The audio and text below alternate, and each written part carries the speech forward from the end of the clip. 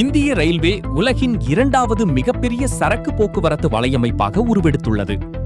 சரக்கு ரயில்களை பயணிகள் ரயில்களிலிருந்து பிரித்து இயக்கும் பிரத்யேக சரக்கு வழித்தடங்கள் டெடிகேட்டட் ஃப்ரைட் காரிடர்ஸ் மூலம் வேகம், சுமக்கும் திறன் மற்றும் நம்பகத்தன்மை ஆகியவை மேம்படுத்தப்பட்டதால் இந்த வலையமைப்பு அமெரிக்கா மற்றும் ரஷ்யாவை முந்தியுள்ளது. சரக்கு கையாளுதல் அளவு 2014-15 1.098 மில்லியன் டன்களாக இருந்த நிலையில் 2025-26 1.670 மில்லியன் டன்களாக அதிகரித்துள்ளது.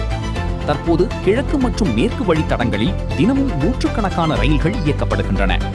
டன்குனி முதல் சூரத் வரையிலான 2.47 லட்சம் கோடி மதிப்பிலான புதிய கிழக்கு மேற்கு வழித்தட திட்டத்தை நிதியமைச்சர் நிர்மலா சீதாராமன் அறிவித்துள்ளார்.